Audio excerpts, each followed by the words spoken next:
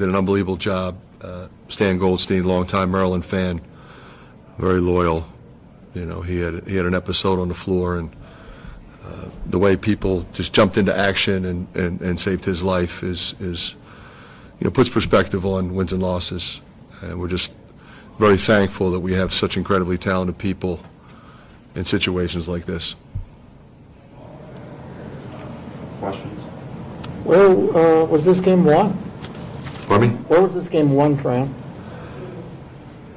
I think we maintained our composure. Maryland is a talented team. Danny's doing a great job with them. They go on runs. It's what they do. They're if you follow them, obviously we've watched pretty much every game they've played.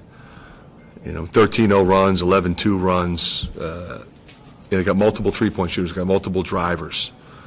They've got veteran guys, and they play sort of with a fearless mindset. So you guard against that if you're playing against them. And we jumped them. They came back. We had a little scoring drought.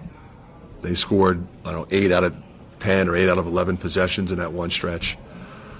And that's kind of what they do. Now we're trying to guard against it. You change defenses. You run sets, less motion, different motion sets. Keep fresh bodies out there. We had a lineup there at the end that I thought was doing a really good job defensively. But when it's all said and done, we only turned it 7 times, and I thought we did a pretty good job coming down the stretch. We did a really good job against their pressure, that kind of speed and quickness. Connor inbounding the ball, Jabo, Tony, Aaron, Keegan doing a really good job getting open. Point guards were quite good. What led you to go with Ulis down the stretch? Nothing more than when I put that group in, they really clicked.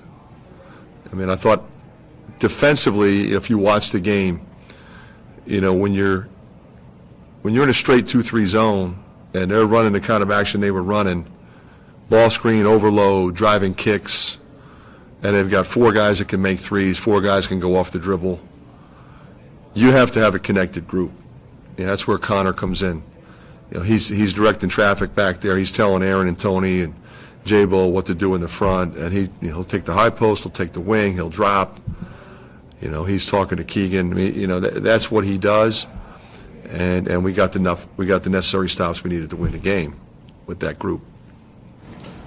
Perkins makes that foul at 4.1 left. Was that something you guys told him to do, or is that just kind of okay? Not that Phillips ever shown signs of being rattled, but it just seemed like there was an extra sense of comfort tonight, whether it be veteran decisions, big baskets down the stretch, rebounding. I mean, what did you see out of him that made him so effective?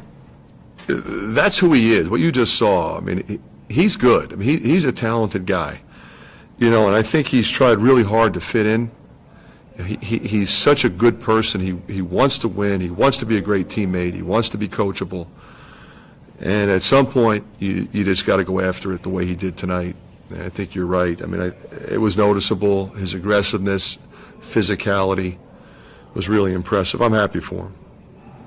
At the beginning of the game and the beginning of the second half, it seemed like Keegan kind of got in that zone where he was just going to take over. What's it like to have a player like that on your team? Yeah, the thing about him is he never forces anything. He just kind of plays at his pace.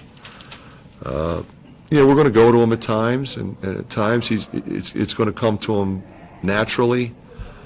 But he wasn't hunting shots. He played defense. I mean, he got 3 blocks, 8 rebounds. He got to the offensive glass, obviously a big one late. And that's just who he is. He doesn't rattle. Joe said that you challenged him at half to really get after the glass. I mean, how did you see them respond to that challenge in that second half? Well, it's really, you think about it, we started the second half in man. So, there's one way to look at rebounding when you're in man. There's another way to look at it if you're in zone. A lot of coaches won't play zone for that very reason. There's no necessary defined block-out responsibility. You're kind of blocking out areas and you're trying to find somebody. So they're a team. If you give them second, third shot opportunities, they're going to beat you. And if you don't, and you can run, then now you've got them in transition mode defensively, and we're a good team offensively in transition. So that really was the thought process there. Did you see from Joe Toussaint tonight, it seemed like the offense was really clicking when he was controlling the pace, 9 assists, only a few turnovers. I thought his activity and his sense of what we needed was really good. I mean, I know he has 3 turnovers, but I mean, I really only can remember one that I thought was a bad one. You know, like, okay, you can't make that mistake right there. You're a junior. But you look at 9 points, 9 rebounds, or 9 points, 9 assists. He's guarding one of the fastest guys in college basketball. And that guy who's really fast is getting a ball screen like about every 5 seconds. That's not easy to do. So I'm really proud of the way he competed. You said it was a game of runs, and this is the kind of team Maryland is. To be able to win a game like this, how big of a win was this to start the new year and get the first Big Ten win?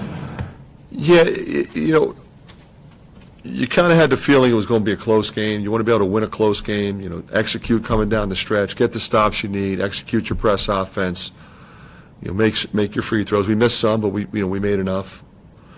I think it was really important. Thank you.